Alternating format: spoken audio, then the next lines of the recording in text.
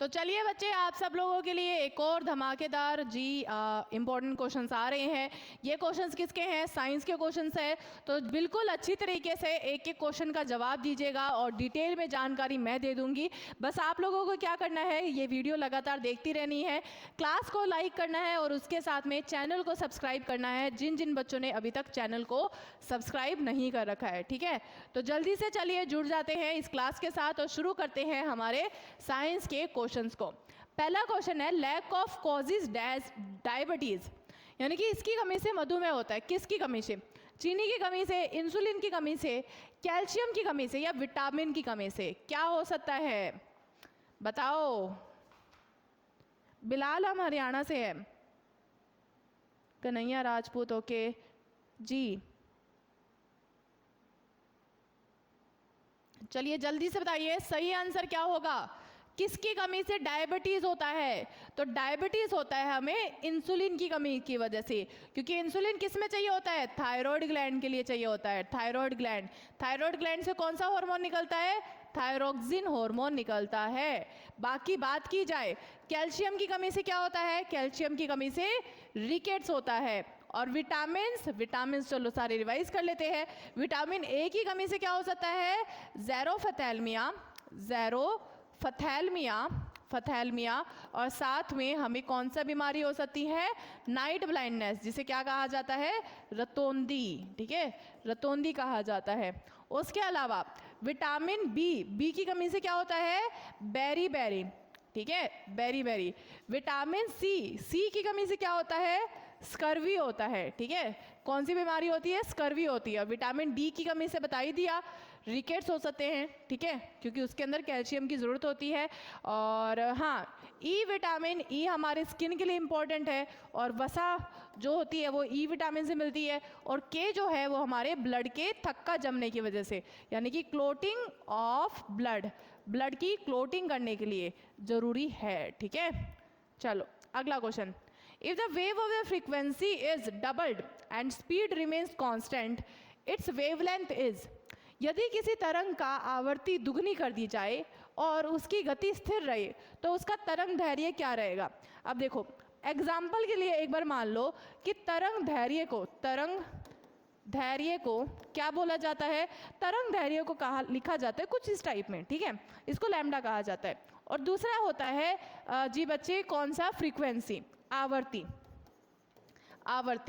तो आवर्ती को किस तरीके से लिखा जाता है? आवर्ती को लिखा जाता है बच्चे इस तरीके से, आधे म्यू टाइप में, मतलब आधे वी टाइप में, थोड़ा बहुत वी टाइप में। ठीक है, तो बच्चे फॉर्मूला क्या होता है? फॉर्मूला होता है कि C is equal to lambda mu. C क्या होती है? स्पीड होती है।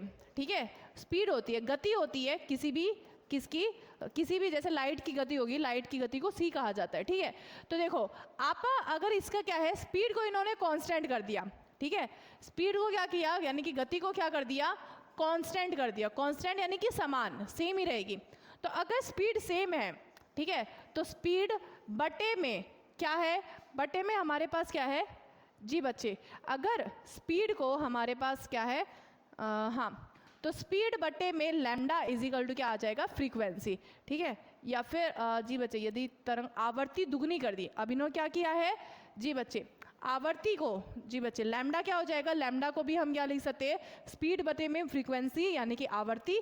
तो अगर इन्होंने क्या किया है, स्पीड का सेम रखा और आवर्ती को क्या कर दिया? डबल कर दिया। आवर्ती को क्या कर दिया? डबल कर दिया। तो आवर्ती को डबल करेंगे तो हम इससे अगर ये फॉर्मूला दोबारा यहाँ से निकाल सके तो ये क्या आ जाएगा? लैम्डा आ जाएगा, और लैम्डा बटे में 2, यानी कि आपकी तरंग दैर्घ्य क्या हो जाएगी? डबल हो जाएगी, सॉरी हाफ हो जाएगी। अगर फ्रीक्वेंसी डबल हो जाती है तो तरंग दैर्घ्य हाफ हो जाएगी। अगर फ्रीक्वेंसी 4 गुना हो जाती है तो तरंग दैर्घ्य 1/4 हो जाएगी। इनका उल्टा रिलेशन चलता है। ठीक है, इनका उल्टा रिलेशन चलता है, तो क्या हो जाएगी? आधी हो जाएगी। ठीक है, आधी हो जाएगी। अगला question, current in A circuit is wattless, यानी कि वाटलेस का मतलब क्या है कि एक सर्किट है जिसके अंदर करंट बह रहा है, तो इस करंट के अंदर कोई पावर नहीं आएगी। हम पावर पढ़ते हैं ना, पावर, तो इस करंट के अंदर कोई पावर नहीं आएगी। यानी कि आप करंट ना जो ऐसे बिल्कुल फ्लोलेस ऐसे बिल्कुल चलता रहेगा। तो आप लोगों से पूछ रखा है किसी सर्किट की धारा वाट रहित रहेगी, कब रहेगी? जी बच्चे, करंट इज अल्टरनेटिंग, धारा प्रायवर्ती रही हो या फिर प्रतिरोध मौजूद ना हो, सर्किट में प्रेरण शून्य ना हो या फिर प्रतिरोध और प्रेरण दोनों ना हो। बताओ जल्दी से बताओ क्या आंसर होएगा?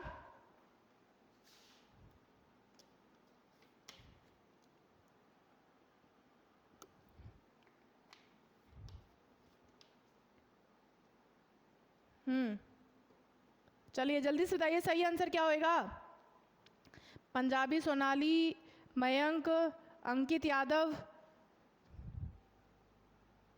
हाँ अंकित, पेपर जुलाई में होएगा, ठीक है?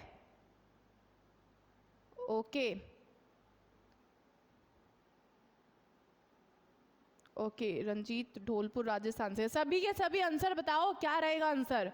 तो बच्चे रहे आंसर क्या रहेगा? एक करंट के अंदर, एक सर्किट के अंदर धारा जो है वो धारा कब किस तरीके से वाटलेस बहेगी, यानी कि उसके अंदर कोई पावर नहीं रहेगी, वो तब नहीं रहेगी जब उसके अंदर प्रतिरोध जो है वो मौजूद नहीं रहेगा। जब उसके अंदर कोई प्रतिरोध ही नहीं रहेगा यानी कि धारा के लिए कोई रुकावट ही नहीं रहेगी, तो पावर कहाँ से कंज्यूम होएगी? ठीक है, सो ये कुछ उसी तरीके से है कि हमें किसी भी चीज़ को किसी भी मूवमेंट को रोकने के लिए हमें बल चाहिए होता है। तो वो बल क्या है? वो प्रतिरोध है। धारा के अंदर क्या बल होता है? वो प्रतिरोध होता है। तो जब हमारे पास कोई प्रतिरोध है ही नहीं, कोई वो धारा को रोक ही नहीं सकता, तो सही आंसर क्या हो जाएगा? पावर फिर जीरो हो जाएगी। ठीक है, अगला question, which of the following can not be use to make solar cell?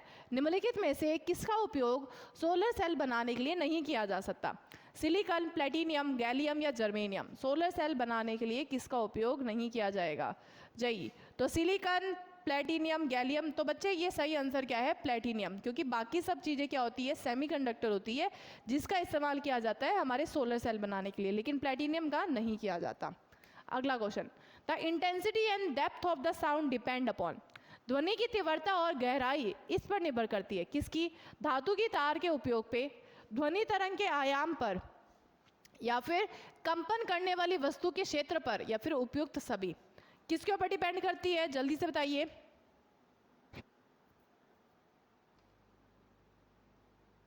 जी, और जल्दी से बच्चे, सभी के सभी बच्चे क्लास को लाइक कर दें और उसके साथ में चैनल को भी जरूर सब्सक्राइब कर दें। ध्वनि की तीव्रता और गहराई किस पे डिपेंड करती है? ध्वनि तरंग के आयाम पे। किसके? ध्वनि तरंग के आयाम पे। SI unit of electric charge is? विद्युत आवेश की एसआई इकाई क्या होती है? तो सब लोगों को पता है कूलम होती है, और वोल्ट किसकी होती है? वोल्ट होती है संभावित जी पोटेंशियल डिफरेंस की। ठीक है, पोटेंशियल डिफरेंस की। तो पोटेंशियल डिफरेंस की क्या होती है? वोल्ट होती है। और एम्पियर किसकी होती है? एम्पियर होती है बच्चे करंट की। ठीक है, एम्पियर किसकी होती है? करंट की। अगला question, enzyme use to convert fructose into ethanol? जी, फ्रक्टोज को इथेनॉल में बदलने के लिए किस एंजाइम का इस्तेमाल किया जाता है? जाइमेज, इन्वर्टेज, डाइटेज या फ्रक्टोज? तो वो बच्चे कौन सा होता है? जाइमेज। जाइमेज। ठीक है, अगला question, which of the following is a measure of velocity?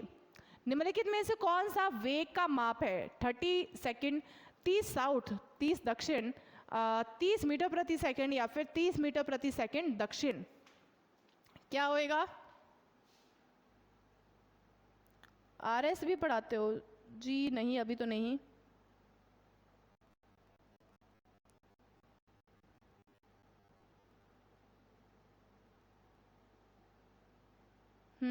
Thank you Ranjit, thank you. जी बच्चे, तो सही आंसर क्या होगा? निम्नलिखित में से कौन सा वेग का माप है? वेग का माप क्या है? 30 मीटर प्रति सेकंड दक्षिण। ठीक है, क्यों? क्योंकि वेग क्या है? वो एक तरह की वेक्टर क्वांटिटी है, और वेक्टर क्वांटिटी में क्या होता है? मान भी होता है, सॉरी माप भी होता है, और उसके साथ में दिशा भी होती है। ठीक है, दिशा भी होती है। जी, अगला question, a thermos bottle which holds coffee is stirred for full speed if the coffee is to be considered a system, which is the temperature?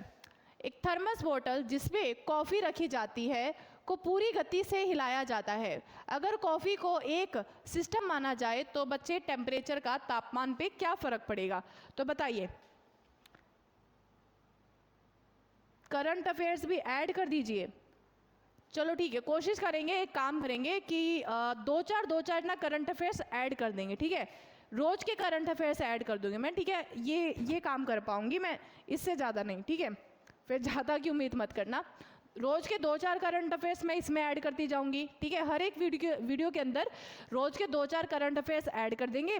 और उसके साथ में क्या करेंगे, उसके साथ में हम हाँ, शॉर्ट वीडियो तो आ ही रही है, तो शॉर्ट वीडियो भी देखते रहना, ठीक है। इस तरीके से करंट अफेयर्स ऐड होते जाएंगे। बट आप लोगों को भी ध्यान रखना है क्या, कि जैसे नोट्स बनाओगे तो नोट्स का इस तरीके से ध्यान रखना कि एक वीडियो के अंदर 1-2-3 करंट अफेयर्स आएंगे, फिर दूसरी वीडियो के अंदर 2-3 करंट अफेयर्स और आएंगे, फिर तीसरी वीडियो के अंदर करंट अफेयर्स अलग आएंगे। सो इस चीज़ का भी थोड़ा सा ध्यान रखना कि हमारे करंट अफेयर्स बट जाएंगे, ठीक है। तो एक ही वीडियो के अंदर नहीं आने वाले जी। हिंदी कुनाल, ओके, राधे राधे, कैसे आप जी। आरएस भी पढ़ाते हो? आरएस मतलब रेलवेज ना जी। हिंदू कुनाल पंजाबी मैम जी, मैनू तो हुड्डी क्लास चंगा क्या बोल रहे हो, चंगी लगा दिया, ओके, थैंक यू जी, थैंक यू जी। बच्चे तो देखो, एक थर्मस की बॉटल को, जैसे आप लोगों के पास ये बॉटल है, ठीक है जी, एक सिंपल सी बॉटल है, ठीक है। अभी ये वही बॉटल है जहाँ से मैं पानी पीती हूँ, ठीक है। सो ये जो थर्मस की बॉटल है, एग्जांपल के तौर पे मान लो ये थर्मस की बॉटल है, ठीक है। अब इसको क्या कर दिया, इसको हिला दिया इस तरीके से, ठीक है। सुनाई दे रहा होगा है ना। सो हिलाने से क्या होता है, जब आप किसी भी बॉटल को या फिर मतलब किसी भी लिक्विड को हिलाते हो, सो सिस्टम को हिलाने से क्या होता है, उसके कणों के बीच में जो इसके अंदर कण होंगे, ठीक है, इसके अंदर जो कण होंगे वो क्या होंगे, वो भी इधर उधर हिलेंगे। जब कणों के बीच में टकरावट ज़्यादा बढ़ेगी, कणों के बीच में टकरावट बढ़ेगी, तो टकरावट बढ़ने से इनका टेम्परेचर बढ़ेगा, ठीक है। टकरावट बढ़ने से क्या होगा, वैसे तो इनकी क्या होगी, इनकी वेलोसिटी बढ़ेगी। क्या बढ़ेगी, वेलोसिटी बढ़ेगी। और वेलोसिटी का बहुत डायरेक्ट रिलेशन आता है टेम्परेचर से, क्योंकि काइनेटिक एनर्जी बढ़ती है, और एनर्जी बढ़ने से आप लोगों को पता है कि जितनी ज़्यादा एनर्जी बढ़ती है उतना ज़्यादा तापमान भी बढ़ता है। तो सही आंसर क्या होगा, थोड़ा बढ़ेगा घटेगा वही रहेगा, नहीं है, कहाँ है जी, थोड़ा बढ़ेगा, ठीक है। अगला क्वेश्चन जी, कितने क्वेश्चन रह गए, चलो 2-4 ही रहे हैं, ठीक है, 4-5 है जी बच्चे, 5 क्वेश्चंस रहे हैं, ठीक है। चलो हो जाएंगे जल्दी जल्दी। हाँ, चंद्रमा पृथ्वी के चारों ओर घूमता है क्योंकि पृथ्वी चंद्रमा पर बल लगाती है। क्या पृथ्वी चंद्रमा पर कोई कार्य करती है? नहीं, हाँ कभी कभी, हाँ हमेशा, या नहीं, नहीं कर सकती जी। चंद्रमा क्या करता है, जैसे पृथ्वी है हमारी, तो पृथ्वी के चारों ओर चक्कर लगाता है चंद्रमा, ठीक है। तो जब चंद्रमा पृथ्वी के चारों ओर चक्कर लगाता है, तो क्या ये चंद्रमा जो चंद्रमा पे कोई कार्य करता है पृथ्वी? तो बिल्कुल नहीं। क्यों नहीं करता? क्योंकि जब हमारा ये क्या फॉर्मूला होता है कार्य का, वर्क डन का क्या फॉर्मूला होता है, वर्क डन का फॉर्मूला होता है फोर्स गुना में डिस्टेंस, कितनी दूरी नापी गई, और गुना में कोस थीटा। अब ये कोस थीटा क्या होएगा, किस डायरेक्शन में दूरी नापी गई और किस डायरेक्शन में फोर्स आया। जैसे कि मान लो इस पूरे गोल सर्कल के अंदर हमारा जो चंद्रमा है वो घूम रहा है, तो चंद्रमा और पृथ्वी के बीच में फोर्स कहाँ आएगा, वो बच्चे इस तरफ आएगा। मतलब एक दूसरे को ऐसे ही खोजेंगे, ऐसे ही मतलब अट्रैक्ट करेंगे, तो इनके बीच में गुरुत्वाकर्षण बल क्या है, वो एक दूसरे की तरफ है। और जब चंद्रमा घूमता है तो एक सर्कल में, जब भी कोई पिंड या फिर कोई भी वस्तु जो है वो एक सर्कल में घूमती है, तो उसकी जो डायरेक्शन है वो हर पॉइंट पे चेंज होती है। तो उसकी डायरेक्शन क्या रहेगी, टेंजेंशियल, यहाँ पे सीधा रहेगा, और इनके बीच में गुरुत्वाकर्षण बल क्या रहेगा, वो एक दूसरे की तरफ बनेगा, जिसकी वजह से ये जो एंगल है, ये जो थीटा है, वो क्या बन जाएगा, ये थीटा बन जाएगा 90 डिग्री। और हमें अच्छे से पता है कि कोस थीटा क्या होता है, कोस थीटा, कोस 90 डिग्री, कोस 90 डिग्री क्या होता है, 0 होता है, जिसकी वजह से हमारा ऑल ओवर वर्क डन क्या आ जाएगा, 0 आ जाएगा, ठीक है। ऑल ओवर वर्क डन क्या आ जाएगा, 0 आ जाएगा। मॉनिटर बना दूं मैं, यहाँ पे बैठी हूँ, यहाँ पे मॉनिटर बिठाने के लिए है।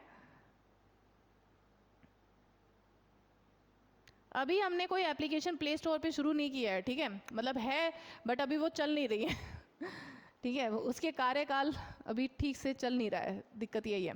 चलो हाँ, पृथ्वी के गुरुत्वाकर्षण बल के विपरीत दिशा में गति करने वाली वस्तु किस प्रकार से कार्य करती है? तीव्र गति से, स्थिर वेग से, दोलन से या मंद गति से?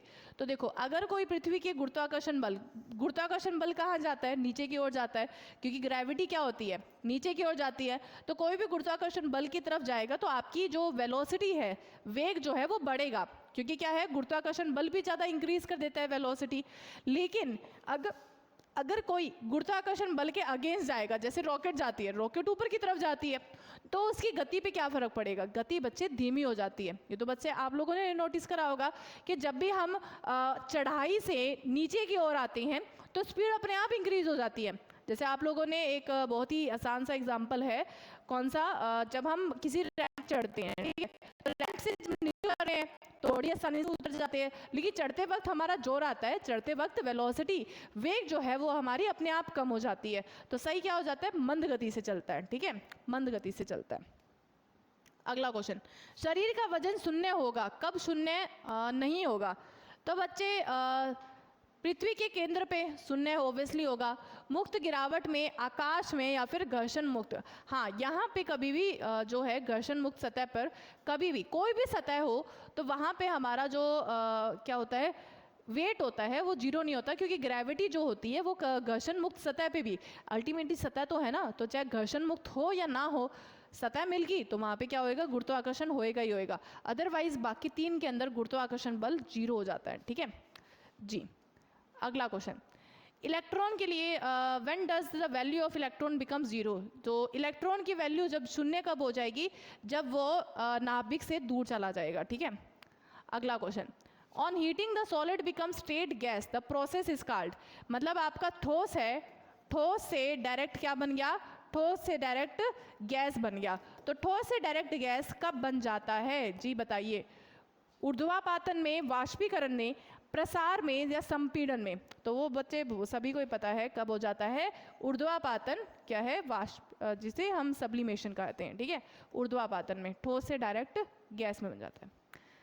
चलिए, सो आज की क्लास बस यहीं पे ख़त्म हुई। सो उम्मीद करती हूँ आप लोगों को क्लास अच्छी लगी होगी। क्लास अच्छी लगी होगी तो क्लास को लाइक करिएगा, और उसके साथ में चैनल को भी बच्चे ज़रूर सब्सक्राइब करिएगा। हमारे चैनल का नाम आप लोगों को पता है, एक चाणक्य विद्यापीठ। इस चैनल को ज़रूर सब्सक्राइब करिएगा, और उसके साथ में अगर आप लोगों को और भी ऐसी नोटिफिकेशन चाहिए तो प्लीज़ ज़रूर बताइएगा, ताकि मैं ज़्यादा से ज़्यादा नोटिफिकेशन या ज़्यादा से अलग कोई वीडियो चाहिए। अगर आप लोगों को कुछ ऐसा है कि भी मैडम इस चीज़ की हमें वीडियो चाहिए, इस चीज़ की क्लासेस चाहिए, तो वो भी हमें बताइएगा, ताकि कमेंट कर दीजिएगा, ताकि हम नई वीडियोस ऐसी ला सकें, ठीक है। ऑफलाइन कमेंट करिएगा, मतलब जैसे जब क्लास खत्म हो जाती है, रिकॉर्डेड क्लास के अंदर कमेंट करिएगा, ताकि हमें पता चल सके कि भाई मैडम मतलब बच्चों को और ऐसी वीडियोस या फिर कोई और एग्जाम से रिलेटेड वीडियोस भी लेके आनी है, ठीक है। सो तब तक के लिए शुक्रिया, thank you so much, have a good day.